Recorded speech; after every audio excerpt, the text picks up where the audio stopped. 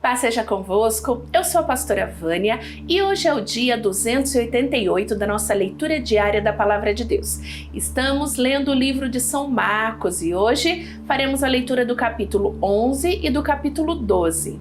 Quando Jesus e os discípulos estavam chegando a Jerusalém, foram até o Monte das Oliveiras, que fica perto dos povoados de Betfagé e Betânia. Então Jesus enviou 2 discípulos na frente, com a seguinte ordem: vão até o povoado que fica ali adiante. Logo que vocês entrarem lá, encontrarão preso um jumentinho que ainda não foi montado. Desamarrem o animal e o tragam aqui. Se alguém perguntar por que vocês estão fazendo isso, digam que o mestre precisa dele, mas o devolverá logo. Eles foram e acharam um jumentinho na rua, amarrado perto da porta de uma casa. Quando estavam desamarrando o animal, algumas pessoas que estavam ali perguntaram: "O que é que vocês estão fazendo? Por que estão desamarrando o jumentinho?" Eles responderam como Jesus havia mandado.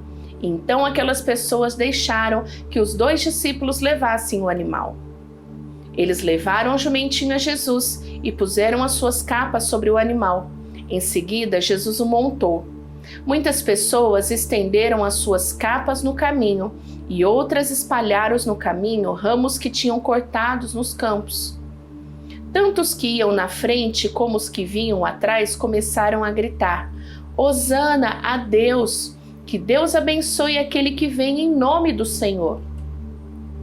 Que Deus abençoe o reino de Davi, o nosso Pai, o reino que está vindo! Hosana a Deus nas alturas do céu!" Jesus entrou em Jerusalém, foi até o templo e olhou tudo em redor. Mas, como já era tarde, foi para o povoado de Betânia com os 12 discípulos. No dia seguinte, quando eles estavam voltando de Betânia, Jesus teve fome. Viu de longe uma figueira cheia de folhas e foi até lá para ver se havia figos. Quando chegou perto, encontrou somente folhas, porque não era tempo de figos. Então disse à figueira: "Que nunca mais ninguém coma das suas frutas." E os seus discípulos ouviram isso.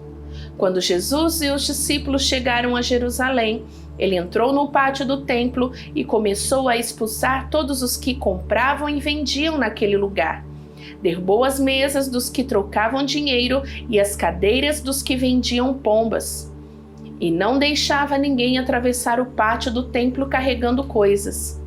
E ele ensinava a todos assim: nas Escrituras Sagradas está escrito que Deus disse o seguinte: "A minha casa será chamada de casa de oração para todos os povos, mas vocês a transformaram no esconderijo de ladrões."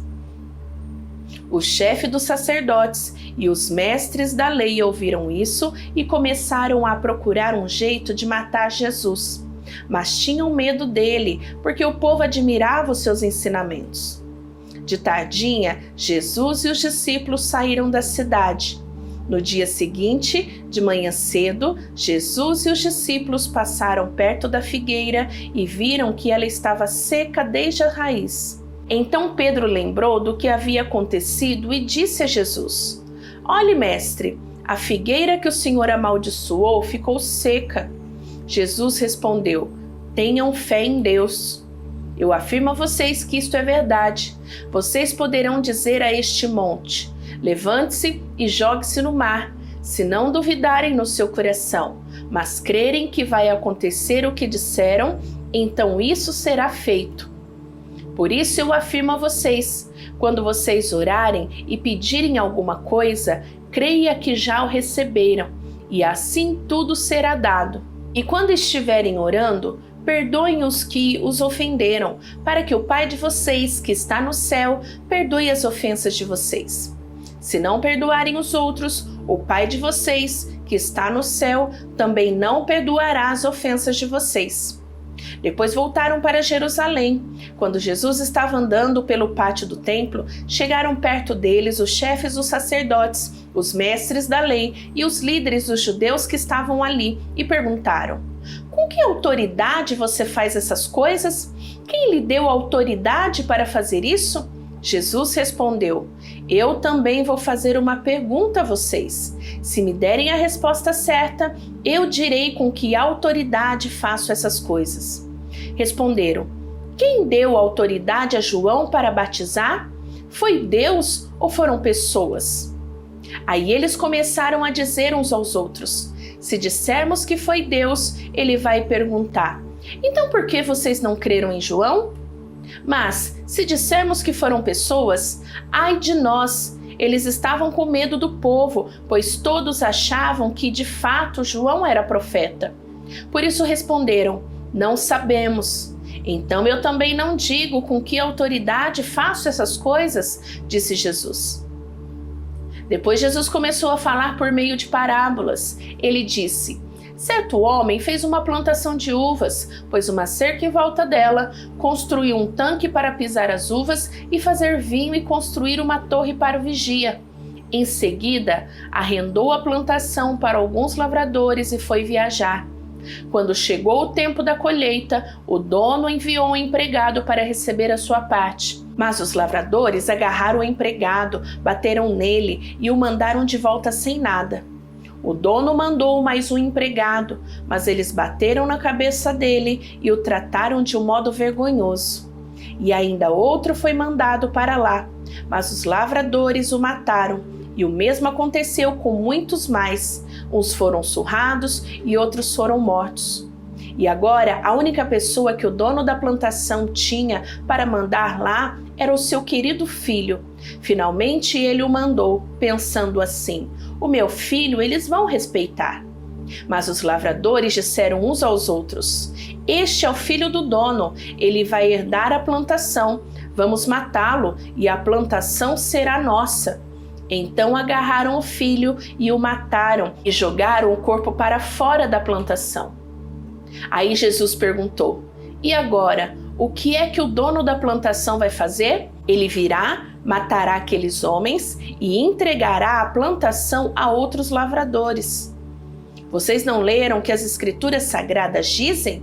A pedra que os construtores rejeitaram veio a ser a mais importante de todas. Isso foi feito pelo Senhor e é uma coisa maravilhosa. Os líderes judeus sabiam que a parábola era contra eles e quiseram prender Jesus, mas tinham medo do povo. Por isso deixaram Jesus em paz e foram embora. Depois mandaram que alguns fariseus e outros membros do partido de Herodes fossem falar com Jesus a fim de conseguirem alguma prova contra ele. Eles chegaram e disseram: mestre, sabemos que o senhor é honesto e não se importa com a opinião dos outros. O senhor não julga pela aparência, mas ensina a verdade sobre a maneira de viver que Deus exige. Diga, é ou não é contra a nossa lei pagar impostos ao imperador romano? Devemos pagar ou não? Jesus percebeu a malícia deles e respondeu: por que é que vocês estão procurando uma prova contra mim? Tragam uma moeda para eu ver. Eles trouxeram e ele perguntou: de quem são o nome e a cara que estão gravados nesta moeda? Eles responderam: são do imperador. Então Jesus disse: deem ao imperador o que é do imperador e deem a Deus o que é de Deus. E eles ficaram admirados com Jesus. Alguns saduceus, os quais afirmaram que ninguém ressuscita, chegaram perto de Jesus e disseram: mestre, Moisés escreveu para nós a seguinte lei: se um homem morrer e deixar a esposa sem filhos, o irmão dele deve casar com a viúva para terem filhos, que serão considerados filhos do irmão que morreu. Acontece que havia 7 irmãos. O mais velho casou e morreu sem deixar filhos. O segundo casou com a viúva e morreu sem deixar filhos. Aconteceu a mesma coisa com o terceiro. Afinal, os 7 irmãos casaram com a mesma mulher e morreram sem deixar filhos. Depois de todos eles, a mulher também morreu. Portanto, no dia da ressurreição, quando todos os mortos tornarem a viver, de qual dos 7 a mulher vai ser esposa? Pois todos eles casaram com ela. Jesus respondeu: como vocês estão errados, não conhecendo nem as escrituras sagradas, nem o poder de Deus. Pois, quando os mortos ressuscitarem, serão como os anjos do céu, e ninguém casará. Vocês nunca leram no livro de Moisés o que está escrito sobre a ressurreição? Quando fala do espinheiro que estava em fogo, está escrito que Deus disse a Moisés: eu sou o Deus de Abraão, o Deus de Isaque e o Deus de Jacó. E Deus não é Deus dos mortos, e sim dos vivos. Vocês estão completamente errados. O mestre da lei que estava ali ouviu a discussão. Viu que Jesus tinha dado uma boa resposta e por isso perguntou: qual é o mais importante de todos os mandamentos da lei? Jesus respondeu: é este: escute, povo de Israel, o Senhor, nosso Deus, é o único Senhor. Ame o Senhor, seu Deus, com todo o coração, com toda a alma, com toda a mente e com todas as forças. E o segundo mais importante é esse: ame os outros como você ama você mesmo. Não existe outro mandamento mais importante do que esses dois. Então o mestre da lei disse a Jesus: muito bem, mestre. O Senhor disse a verdade. Ele é o único Deus e não existe outro além dele. Devemos amar a Deus com todo o nosso coração, com toda a nossa mente e com todas as nossas forças, e também devemos amar os outros como amamos a nós mesmos, pois é melhor obedecer a estes dois mandamentos do que trazer animais para serem queimados no altar e oferecer outros sacrifícios a Deus. Jesus viu que o mestre da lei tinha respondido com sabedoria e disse: você não está longe do reino de Deus. Depois disso, ninguém tinha coragem de fazer mais perguntas a Jesus. Quando Jesus estava ensinando no pátio do templo, perguntou: como podem os mestres da lei ensinar que o Messias é descendente de Davi? Pois Davi, inspirado pelo Espírito Santo, escreveu: o Senhor Deus disse ao meu Senhor: sente-se do meu lado direito, até que eu ponha os seus inimigos debaixo dos seus pés. O próprio Davi chama o Messias de Senhor. Portanto, como é que Messias pode ser descendente de Davi? Uma grande multidão escutava com prazer o que Jesus ensinava. Ele dizia ao povo: cuidado com os mestres da lei. Eles gostam de andar para lá e para cá, usando capas compridas, e gostam de ser cumprimentados com respeito nas praças. Preferem os lugares de honra nas sinagogas e os melhores lugares nos banquetes. Exploram as viúvas e roubam os seus bens. E para disfarçarem, fazem orações compridas. Portanto, o castigo que eles vão sofrer será pior ainda. Jesus estava no pátio do templo, sentado perto da caixa das ofertas, olhando com atenção as pessoas que punham dinheiro ali. Muitos ricos davam muito dinheiro. Então chegou uma viúva pobre e pôs na caixa 2 moedinhas de pouco valor. Aí Jesus chamou os discípulos e disse: eu afirmo a vocês que isto é verdade. Esta viúva pobre deu mais do que todos, porque os outros deram o que estava sobrando, porém ela, que é tão pobre, deu tudo o que tinha para viver.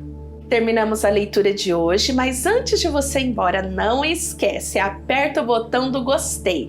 Essa ferramenta, esse botão, ele recomenda o vídeo para outras pessoas. Então nos ajude a espalhar, a propagar a palavra de Deus. Apertando o botão do gostei, já se inscreva no canal para você não perder o vídeo de amanhã e compartilhe o teu vídeo. Compartilhe este vídeo, fale para as pessoas daquilo que Deus tem feito através da leitura da palavra. Manda o vídeo para os seus amigos do WhatsApp, que a palavra de Deus ela possa abençoar a tua vida e também a vida das pessoas que você conhece. Que Deus te abençoe.